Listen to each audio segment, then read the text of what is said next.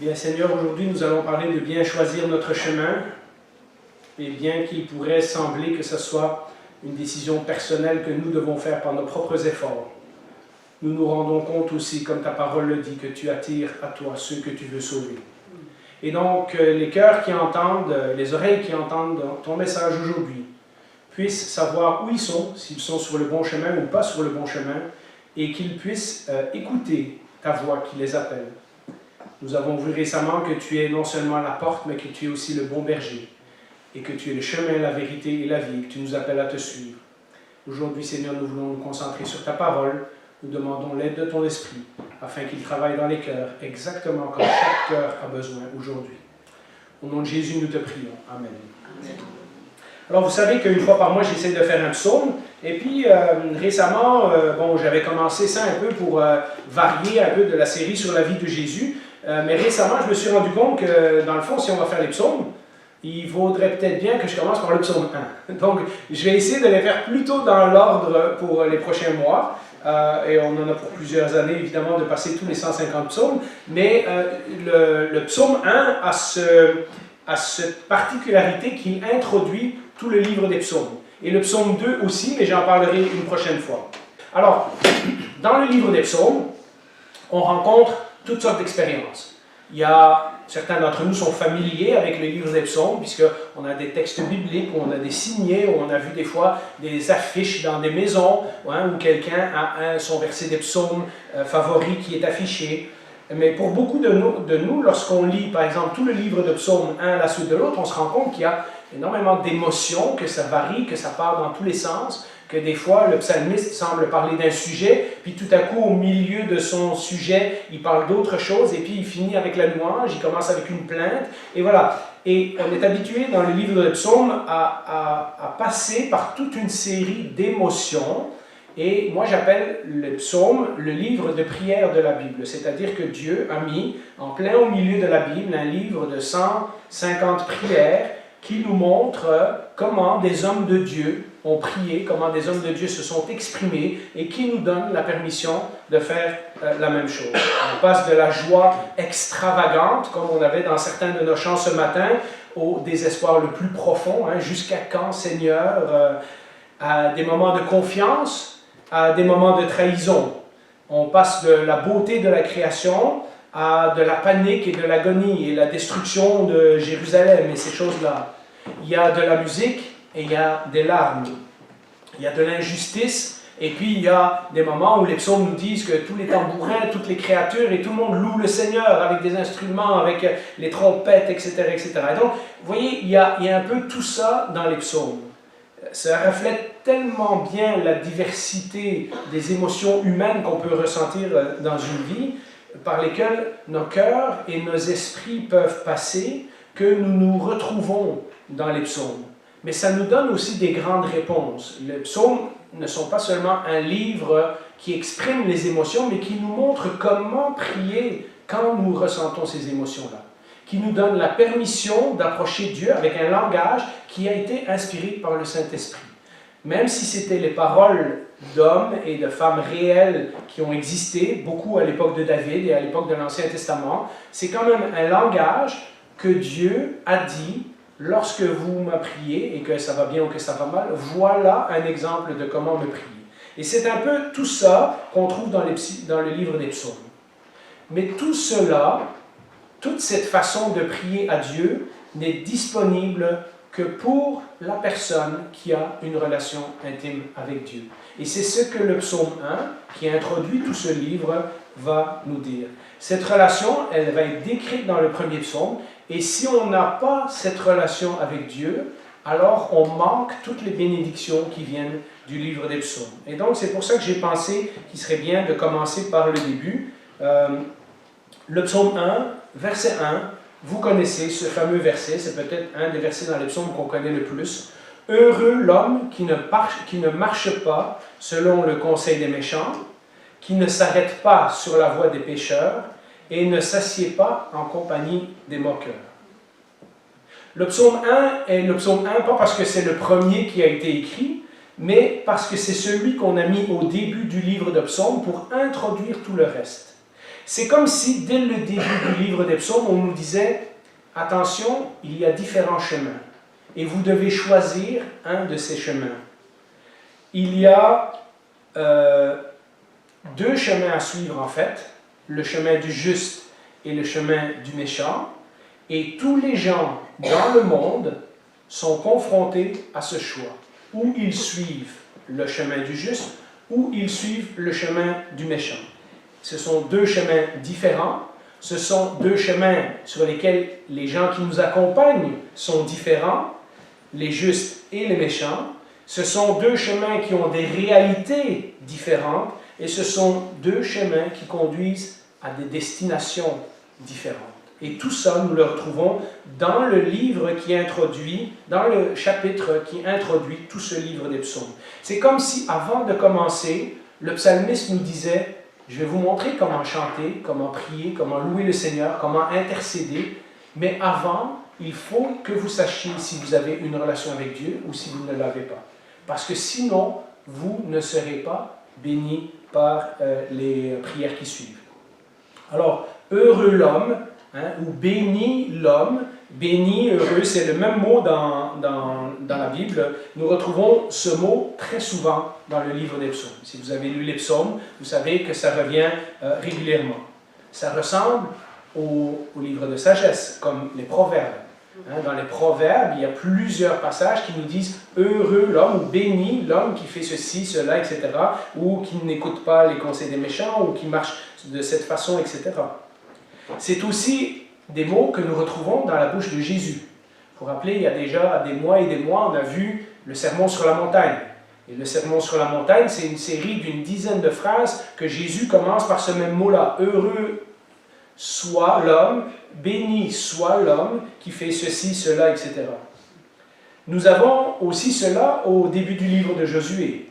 Lorsque je me suis converti et que j'ai été baptisé, des amis m'ont offert une Bible et ils ont marqué Josué 1,9 dans le début de ma Bible pour que je m'en souvienne toute ma vie. Et c'est ce verset qui dit « Tu seras béni si tu suis les paroles de ce livre. » Si si les paroles de ce livre ne s'éloignent pas de toi, médite-les, etc., etc. Et donc, Josué, dans le livre de Josué, commence de la même façon un peu que les psaumes, que les proverbes, que les enseignements de Jésus aussi. Et donc, être béni et être heureux, c'est quoi? Eh bien, être béni, être heureux dans la Bible, c'est identique. C'est le bonheur. Le bonheur, ça c'est un mot que notre société cherche beaucoup. Or, la Bible nous donne une définition précise de ce que c'est le bonheur. Le bonheur, dans la Bible, c'est étroitement relié au fait de connaître Dieu et son Fils Jésus-Christ. Sans cela, toutes les autres sortes de bonheur ne sont que des bonheurs apparents. Le bonheur, dans la Bible, ce n'est pas juste une émotion. Ce n'est pas juste se sentir bien. Alors que si vous demandiez aux gens de la société aujourd'hui, on vous répondrait soit être bien dans ma peau, ou alors avoir tout ce que je veux, ou c'est comme ça qu'on définit le bonheur. Ne pas avoir de souffrance, ou ces choses-là, etc. Dans la Bible, être béni, être heureux, c'est beaucoup plus que cela. C'est pas juste une émotion, c'est pas juste se sentir bien, c'est la réalisation et la conviction du privilège de savoir que Dieu, qui a tout créé, porte un regard favorable sur moi. J'ai la faveur de Dieu. C'est ça que ça veut dire. Et ça ne change pas, si je suis un enfant de Dieu, ça ne change pas, même si mes circonstances et même si mes émotions changent. C'est une vérité. Pour être heureux, pour être béni dans la Bible, il faut avoir la conviction qu'on appartient au Seigneur et que le Seigneur va s'occuper de nous. Amen. Le béni ou l'heureux dans la Bible, c'est celui qui reçoit la faveur de Dieu. Et vous comprenez que quand on le voit comme ça, la faveur, c'est le même mot que grâce. C'est quelque chose qu'on ne mérite pas, mais que Dieu nous accorde. Donc nous sommes bénis, nous, ce matin, de pouvoir nous lever, de respirer. Nous sommes bénis de pouvoir venir à l'Église. Nous sommes bénis de faire partie de la famille de Dieu. Nous sommes bénis de pouvoir le chanter, d'avoir la liberté d'ouvrir une Bible et de ne pas se faire couper la tête. d'avoir 2 bras et 2 jambes qui nous amènent quelque part, de déjeuner ensemble, ou pour la plupart d'entre nous, de manger après. Et vous voyez, nous sommes bénis parce que nous nous rendons compte que tout ce que nous avons et tout ce que nous sommes est une faveur de Dieu. Amen. Celui qui est heureux, dans la Bible, il est aussi appelé le juste. Alors, le juste, c'est le premier des 2 personnages qu'on rencontre dans le texte. Le premier personnage, ou le premier choix, ou le premier chemin, est décrit selon ce qu'il ne fait pas. Regardez bien le verset qui est au tableau. Il ne marche pas sur le conseil des méchants, il ne s'arrête pas sur la voie des pécheurs, et il ne s'assied pas en compagnie des moqueurs. Donc, on aurait pu l'inverser, faire la description positive, mais il commence par dire la description négative, tout ce qu'il n'est pas. Et remarquez qu'il y a une progression. D'abord, on marche. Dans la vie, on marche, on a un chemin, on va dans une direction, etc. Ensuite de ça, on s'arrête. Et puis ensuite de ça, finalement, on finit par se faire ami, puis on est autour du coin du feu, puis on se tient avec les moqueurs. Et dans la Bible, le moqueur, c'est celui qui se moque de Dieu, qui s'en moque, qui ne suit pas Dieu, c'est celui qui vit sans le Seigneur. Et vous voyez la progression. Le juste, ou celui qui est béni, ou celui qui est heureux, déjà, il est décrit par les choses qu'il ne fait pas. Il ne tient pas compagnie à ces gens-là. Il continue de marcher sur son chemin, il ne s'arrête pas en compagnie de ces gens-là, il ne s'assied pas pour prendre leurs conseils, pour écouter leur vision de la vie, pour embarquer dans leur façon de vivre, etc., etc. Dans l'Ancien Testament, le juste, celui qui est béni, celui qui a la faveur de Dieu, puisque c'est les mêmes mots qui reviennent souvent, ce n'est pas celui qui est sans péché, mais c'est celui qui essaye de vivre selon ce qui est juste. C'est-à-dire juste vis-à-vis de son prochain, donc la justice vis-à-vis du prochain, et juste par rapport à Dieu, c'est-à-dire, oui, essayer de vivre en respectant les commandements de Dieu, etc. En fait, Jésus le dira d'une autre façon, c'est celui qui aime Dieu et celui qui aime son prochain, les 2 plus grands commandements. Donc ça, c'est la personne dont on parle en ce moment. Mais ensuite, cette personne est décrite selon ce qu'il fait. Il y a un contraste. Regardez au verset 2, hein? Heureux l'homme qui ne marche pas, etc., etc., mais qui trouve son plaisir dans la loi de l'Éternel et la médite jour et nuit. Donc maintenant, il est décrit d'une façon positive. Quels sont les traits qui le distinguent des moqueurs et des gens du verset 1?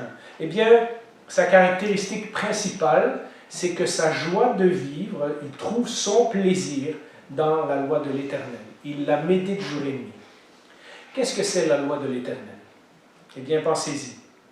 C'est une autre expression dans l'Ancien Testament. C'est utilisé pour désigner l'Écriture.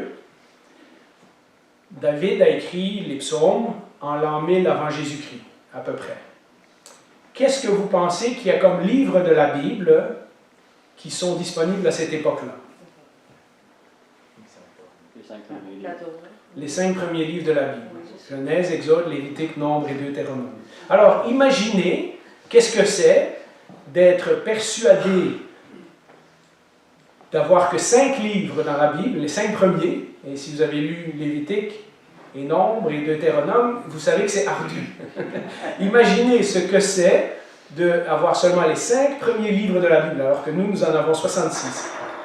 Et que David est persuadé que dans ces 5 livres-là, il va trouver le chemin que Dieu a déjà tracé pour lui. Il est capable de dire que l'homme qui est béni, c'est celui qui trouve son plaisir dans la loi de l'Éternel. Les Israélites n'avaient pas accès à toute la Bible comme nous. D'ailleurs, même beaucoup d'Israélites, pendant une bonne partie de leur vie, n'auront pas accès à une Bible. Ils apprenaient certains récits par cœur, ils apprenaient les psaumes en chantant, entre autres, ils apprenaient des textes parce qu'on leur répétait à la synagogue régulièrement, etc.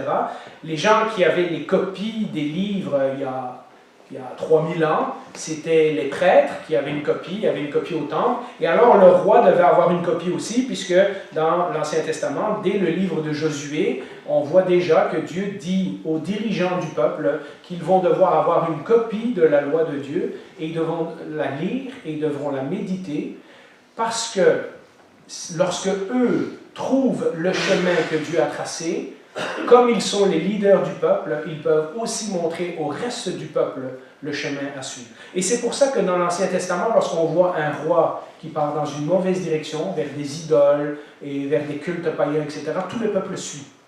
Parce que, voilà, on n'était pas dans une culture de lecture de la Bible comme nous pouvons lire la Bible pour nous-mêmes et vérifier si ce que les pasteurs nous disent, etc., est vrai ou pas vrai. Et donc, voyez, l'exemple partait d'en haut. Et Deutéronome 17 disait qu'il fallait faire une copie et la méditer régulièrement. Et c'est pour cela que Dieu conseillait aux différents rois, mais déjà à partir de Josué, de méditer sa parole, de méditer la loi. Lire les 5 livres du Pentateuque et voir comment Dieu veut diriger la vie du roi, mais la vie du peuple avec les 5 premiers livres de la Bible. Alors, pensez-y au contenu de ce qu'il y a dans les 5 premiers livres de la Bible. Eh bien, étonnamment, lorsque vous lisez le livre des psaumes, vous verrez que David et ceux qui ont écrit les psaumes ont trouvé beaucoup d'enseignements sur le Seigneur déjà. Nous lisons ces livres et nous les trouvons ardus. Et pourtant, c'est dans ces livres que les psalmistes vont découvrir que Dieu est non seulement le Créateur, mais que Dieu est aussi le Sauveur. Que Dieu pourvoit, que Dieu respecte ses promesses, que Dieu fait grâce, mais que Dieu peut aussi juger. Tout ça, ils l'ont découvert. Hein? Les sacrifices, la façon d'approcher Dieu, la façon de prier, la façon d'obéir à Dieu, toute la notion du péché, ils ont tout découvert ça dans les 5 premiers livres de la Bible. Et donc déjà, à cette époque-là, l'enseignement, c'était celui qui veut être heureux, doit être celui qui lit la parole de Dieu, celui qui s'inspire de la parole de Dieu pour vivre sa vie, pour trouver le chemin de sa vie. Est-ce que vous pensez que 3000 ans plus tard, il en est différent pour nous? Non, hein? Au contraire. Et en plus, nous, on a de la chance, on a 66 livres et on a tout le Nouveau Testament qui explique tout ce qu'on n'a pas compris dans l'Ancien Testament. Hein? Et donc, on est vraiment bénis. Mais il ne faut pas simplement la lire, il faut aussi la méditer. Et alors, la méditer, j'en ai déjà parlé une fois, c'est pas comme le yoga qu'on fait aujourd'hui, par exemple, ou quoi, où les gens doivent vider leur esprit et penser à rien. Au contraire, dans la Bible, tu dois penser, tu dois ruminer, tu dois réfléchir à ce que tu es en train de lire. Tu dois penser aux implications pour ta vie. Ça nécessite de prendre du temps. On ne peut pas dire, je lis mon petit verset tous les matins et j'ai assez de nourriture pour toute la journée. La Bible nous encourage de passer du temps dans la parole. Si vous ne savez pas comment le faire, je vous conseille vivement de ralentir vos lectures et au lieu d'essayer de lire la Bible en un an, comme on fait parfois, et essayer de lire 3 chapitres le matin, 3 chapitres le soir, et pas se rappeler de grand-chose, de prendre un carnet, de prendre des versets, de gribouiller dans votre Bible, d'acheter une Bible avec des commentaires, de souligner, de prendre le temps de réfléchir à ce qu'on est en train de lire. Qu'est-ce que ça veut dire? Est-ce qu'il y a un autre verset dans la Bible qui veut dire autre chose? Et comment je réconcilie ces 2 versets-là ensemble? Est-ce que Jésus a repris ces paroles-là et il a extrapolé? Est-ce qu'il y a des choses qui ressemblent à d'autres? Est-ce qu'il y a des choses qui contredisent? Qu'est-ce que Dieu essaie de me dire au travers de ça? Voilà ce que c'est méditer. De la même façon qu'on va prendre le temps pour manger. Hein? On ne prend pas, comme les astronautes, une pilule avec notre sandwich qui est réduit à cette taille-là, avec toutes les vitamines et toutes les calories, et hop, on a fini de manger. En général, on met la table, on prend le temps d'éplucher nos légumes, de beurrer notre pain, de faire notre sandwich, et on prend le temps de manger. De la même façon, on prend le temps de s'occuper de sa santé. On va faire du sport, on va s'acheter l'équipement, on va aller au gym, etc. On va aussi prendre le temps de se brosser les dents le soir. Vous voyez, notre vie est rythmée comme ça. Eh bien, on prend beaucoup de temps pour s'occuper de notre santé, de notre nourriture, de notre corps, de notre bien-être physique. La Bible nous dit que nous devrions aussi prendre du temps pour s'occuper de notre bien-être spirituel, de nous nourrir spirituellement, sinon nous allons être affamés. Nous allons avoir des carences. Alors quand nous, les prédicateurs, les pasteurs, etc., nous encourageons à lire la Bible, ce n'est pas une règle. Ah, lis la Bible, sinon tu n'iras pas au ciel. C'est pas comme ça que ça marche. C'est l'instruction de base de celui qui veut marcher sur le chemin de Jésus. C'est l'instruction de base pour que vous ayez une vie où vous avez la faveur de Dieu, où vous savez que vous êtes en relation avec Dieu. Vivre selon la parole de Dieu, c'est-à-dire méditer et lire la loi de Dieu, est tout à la fois simple et difficile. C'est pas compliqué. On prend le livre et on le lit. Et en même temps, c'est extrêmement difficile. Parce que vous savez que cette parole, elle nous interpelle. Cette parole, elle nous corrige. Cette parole, elle nous dévoile des choses à propos de nous qu'on n'aime pas tellement. Les enseignements de Jésus sont très faciles à comprendre. Aime Dieu et aime ton prochain.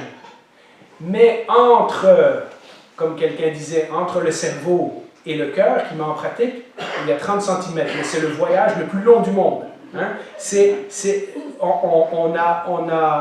On a compris l'idée, mais le temps de la mettre en pratique, ça nous prend vraiment tout un effort. Parallèlement, tout ce que la Bible nous dit va contre notre nature humaine. Parce que depuis le péché, notre nature humaine est opposée aux choses de Dieu. Notre nature humaine est égoïste, notre nature humaine est paresseuse, notre nature humaine est centrée sur nous. Et la Bible nous oblige de sortir de nous et à regarder à Dieu et à regarder aux autres. Et donc, toute vision du monde, toute opinion philosophique, toute vision de la vie qui n'est pas basée sur la parole de Dieu, ou qui est même contraire à la parole de Dieu, n'a en bout de ligne aucune racine, aucune vie réelle. C'est-à-dire que si nous vivons selon d'autres principes de vie qui ne viennent pas de la Bible, ça se peut qu'en ce moment, nos vies vont plus ou moins bien, mais à la fin, ce chemin-là n'a produit rien qui a une valeur éternelle. Nous affirmons qu'un Dieu éternel, qui a tout créé, s'est révélé à nous et nous a dit, dans sa parole, ce que nous avions besoin de savoir pour l'aimer, pour vivre une vie convenable et pour aimer notre prochain. Mais les philosophes du monde, ils se basent sur quoi? Et personnellement, j'aime beaucoup la philosophie, j'aime lire les pensées, j'aime voir comment les gens ont développé tel concept, etc. Et il y a des très grands penseurs, etc. Mais les philosophies du monde, elles se basent sur quoi? Elles se basent sur les dernières réflexions. À une époque, on vivait comme ça, donc les philosophes ont développé des concepts de vie comme ça. À une autre époque, on vit comme ça, donc maintenant, on parle de ci, on parle de ça, on a d'autres opinions philosophiques. Et il est simplement évident, en regardant par exemple l'Internet aujourd'hui, de constater en 20 ans d'Internet, en 25 ans d'Internet, depuis à peu près les années 2000, combien on est passé d'une opinion à l'autre, à une autre, à une autre, à une autre, à une autre. Parce que maintenant, il n'y a plus aucune fondation. On réfléchit sur le moment, on fait une philosophie de vie, mais dans 5 ans, cette philosophie de vie a changé. Et on se laisse comme ça transporter de gauche à droite.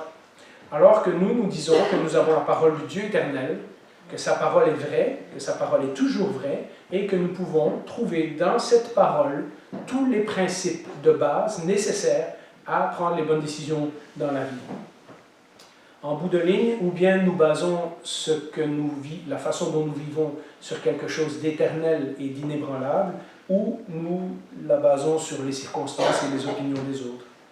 Sachons cependant qu'à chaque fois que nous faisons un choix de marcher dans la vie d'une certaine façon ou d'une autre façon, nous allons nous retrouver en compagnie de gens qui soit suivent le Seigneur ou soit qui se moquent de Dieu. On finit toujours, à un moment donné, quand ça devient notre philosophie de vie, eh bien, on finit toujours par se retrouver soit avec des gens qui suivent le Seigneur et qui nous encouragent à suivre le Seigneur, même quand ça ne va pas bien, ou alors nous nous retrouvons en compagnie de moqueurs qui, eux, ne nous encourageront pas du tout à suivre le Seigneur, qui négligent et qui méprisent les instructions de Dieu. Alors, comment la Bible décrit la vie de ce juste? Comment comment le psaume 1 décrit la vie de celui qui est heureux, de celui qui est béni, de celui qui a fait le choix d'aimer Dieu et d'aimer son prochain? Eh bien, au verset 3, nous le voyons, il est comme un arbre planté près d'un cours d'eau, il donne son fruit en sa saison, et son feuillage ne se flétrit pas. Tout ce qu'il fait lui réussit. Nous avons là une image poétique, une illustration, et nous devons faire un peu preuve d'imagination. Lorsque David, qui habite en Israël, est en train d'écrire ce psaume, un arbre planté près d'un cours d'eau, c'est quelque chose de très important. Parce que dans un pays qui est désertique, quand un arbre est loin de l'eau, eh bien un arbre a de la misère à grandir. Alors, vous voyez, cette métaphore, dans un pays chaud comme le Moyen-Orient, comme Israël, etc., c'est extrêmement important. Cet arbre, il est comme planté sur le bord d'une rivière, et il produit son fruit en sa saison, donc au moment voulu. Je pourrais parler des fruits, et les fruits ne sont pas tout le temps là, mais il y a différents fruits que Dieu produit dans notre vie lorsque nous sommes enracinés dans sa parole, près d'un cours d'eau, au moment voulu. La réussite dans la Bible est toujours reliée au fait ou non que nous sommes en relation avec Dieu et avec sa volonté. Quand, dans Josué 1,9, quand Dieu dit « Médite ce livre de la loi jour et nuit, et qu'il ne s'éloigne pas de toi », c'est alors que tu réussiras dans toutes tes entreprises.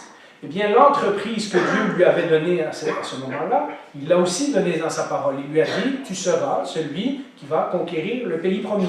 Et donc, ça ne veut pas dire que si Josué avait parti une business, il aurait réussi. Ça voulait dire, si Josué faisait la business de Dieu, c'est-à-dire la conquête du pays promis, en se conformant selon la parole de Dieu, il aurait réussi dans ses entreprises. Et donc, quand nous sommes en relation avec Dieu et avec sa volonté, et ça, je vais dire quelque chose qui est choquant, mais laissez-moi vous expliquer jusqu'au bout. Nos entreprises, nos projets réussiront. Notre vie réussira.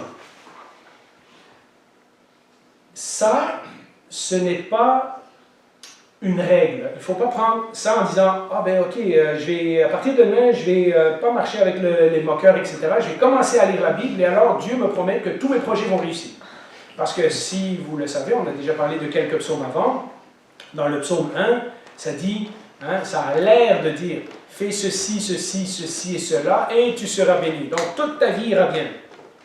Le problème, c'est que nos vies ne vont pas bien. Et que dès le psaume numéro 3, et ça jusqu'au psaume 73, dont j'ai parlé il y a quelque temps, le psaume 73 dit « Je fais ceci, ceci, ceci et cela, et ça va quand même pas bien. » Alors que le méchant, il fait le contraire, et il a l'air de prospérer. Vous vous rappelez, Asaph, j'ai failli tout lâcher, jusqu'au moment où je suis rentré dans la présence du Seigneur, et que j'ai regardé la destinée du méchant. Vous voyez, les psaumes nous disent, si tu fais ceci, tu seras béni. Ça ne veut pas dire tout ira bien, mais tu réussiras. Si nous sommes en relation avec Dieu et que nos racines de notre vie sont plantées dans la parole de Dieu et qu'elles sont arrosées régulièrement par l'eau qui vient de la parole de Dieu et que la saison n'est pas agréable, eh bien nous persévérons. Nous sommes quand même toujours comme un arbre planté près d'un cours d'eau. Nous allons traverser l'hiver, nous allons traverser la sécheresse. Et quand la sécheresse sera finie, nous ressortirons de l'autre côté et nous porterons de nouveau des fruits. Puisque toute chose concourt au bien de ceux qui aiment Dieu. Vous connaissez ce fameux verset, Romains 8, 28. Nous pouvons nous attendre que les plans que nous faisons pour honorer Dieu et qui sont inspirés par sa parole. Donc, quand nous trouvons, ah oui, le Seigneur semble me montrer ça, etc., et qu'avec l'aide du Saint-Esprit, nous avançons dans une direction, nous pouvons être assurés que Dieu nous guide dans cette direction-là. Mais plus que ça, nous pouvons être assurés que même si quelque chose que nous avions prévu n'aboutit pas, et ça c'est hyper important, ça veut dire que Dieu a réellement utilisé cette chose et toutes les épreuves et toutes les étapes par lesquelles nous sommes passés, etc., pour accomplir quand même son bon projet dans notre vie. Est-ce que vous voyez la différence? Ça ne veut pas dire que tout ira toujours bien, mais ça veut dire que lorsque nous sommes enracinés dans la parole de Dieu, tout finira toujours bien. Dieu utilisera même des échecs, même des épreuves, même des choses comme un arbre planté près d'un cours d'eau qui va subir les rigueurs de l'hiver et qui pendant un temps ne portera pas de fruits. Lorsque le beau temps revient, parce que ses racines étaient bien enracinées, cet arbre porte de nouveau du fruit. Eh bien, il en est de même pour notre vie. Certains ont étudié la vie de Joseph récemment.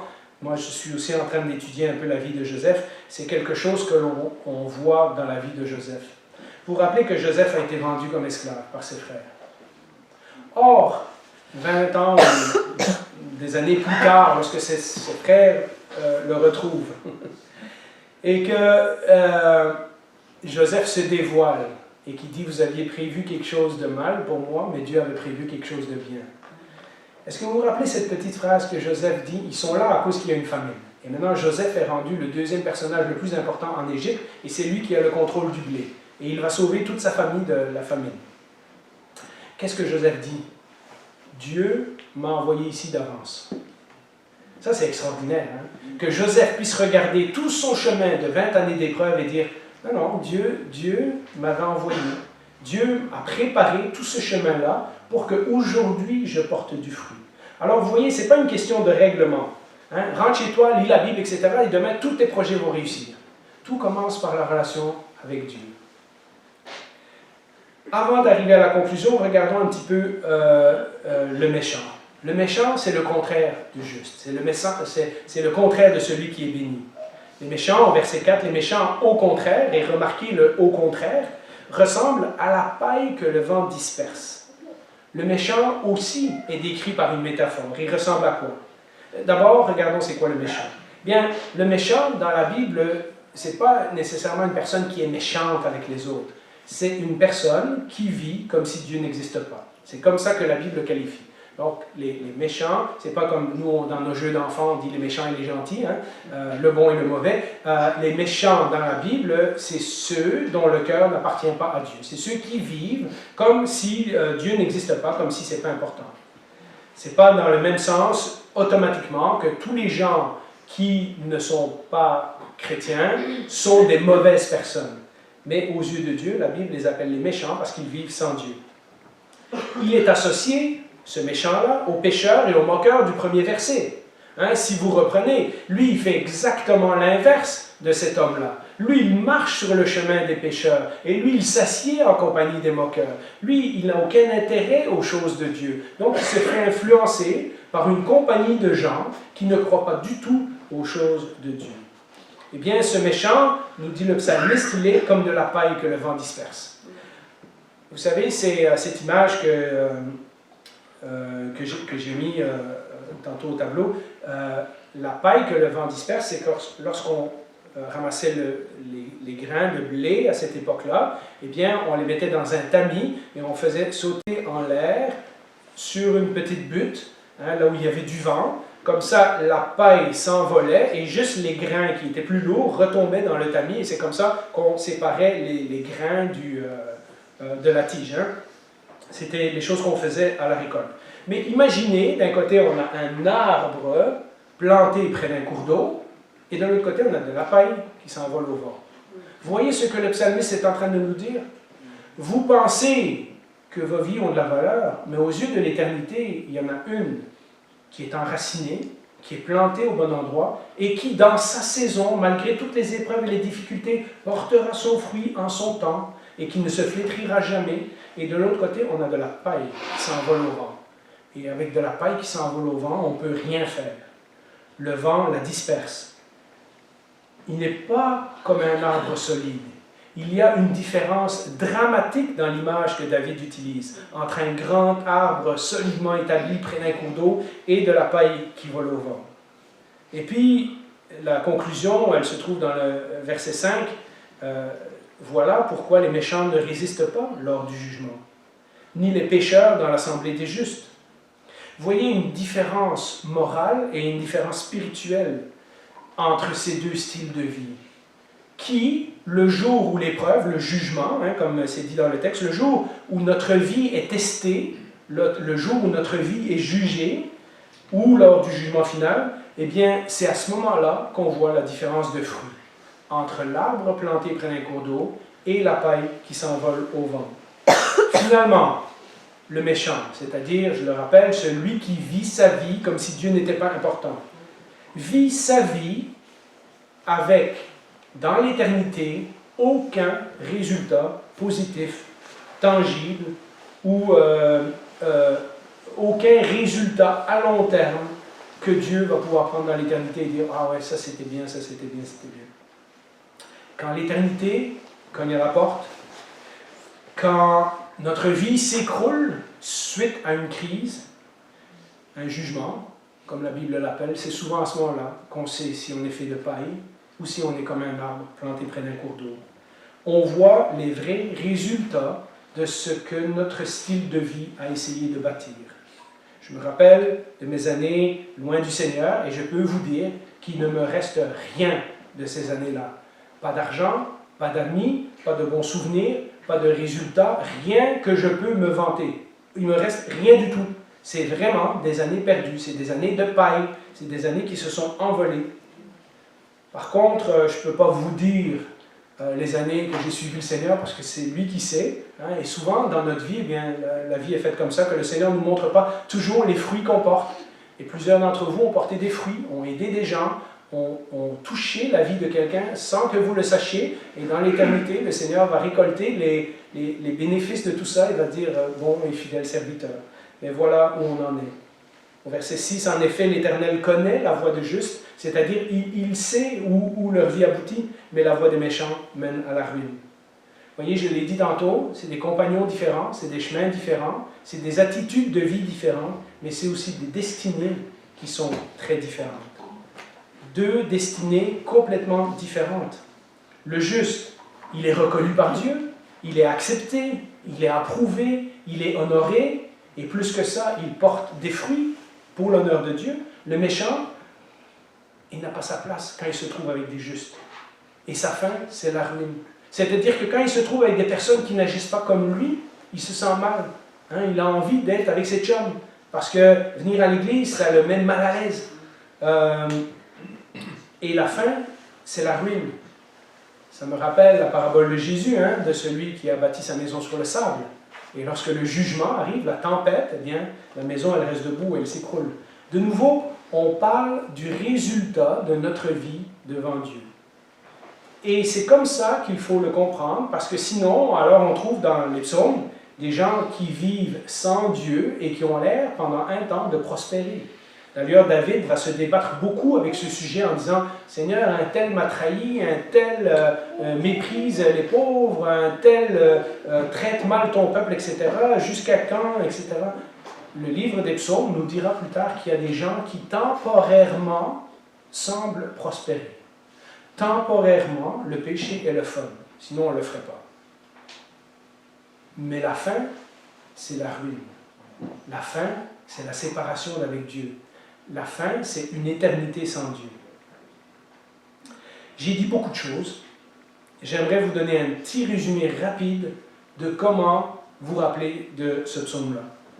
Deux chemins à suivre, trois contrastes. Les influences qu'on choisit, numéro 1, soit les moqueurs, soit la parole de Dieu. Les fondations, soit on est comme un arbre solide ou on est comme du vent. Et puis le sort final, soit on est reconnu par Dieu, soit c'est la ruine de notre vie. Alors quand on lit ce psaume-là, la conclusion, je ne sais pas pour vous, mais il me semble que moi je ne suis pas capable de faire tous les jours, tout le temps, sans erreur, tout ce que le juste du verset 1, 2, 3 fait. Est-ce qu'on est toujours capable de vivre comme ça? Est-ce qu'on est toujours capable d'aimer Dieu, d'aimer notre prochain? Est-ce qu'on est toujours capable de vivre sans se laisser dévier par un autre chemin? Sans écouter des mauvaises influences? Sans avoir des amis qui nous tirent à gauche, à droite, etc. Bien, je pense que si nous sommes honnêtes, chacun de nous reconnaîtra que nous sommes incapables de vivre toute notre vie 24 heures sur 24 selon cela. Et c'est pour cela que tous les psaumes et toute l'Écriture, et on le fait régulièrement dans cette Église, même lorsqu'on parle d'un passage, on aime ramener les choses à Jésus. Parce que je pense que, comme Luc l'a dit, eh bien, toutes les choses qui ont été écrites dans l'Ancien Testament témoignent de Jésus. Les psaumes, les prophètes et le livre de la loi.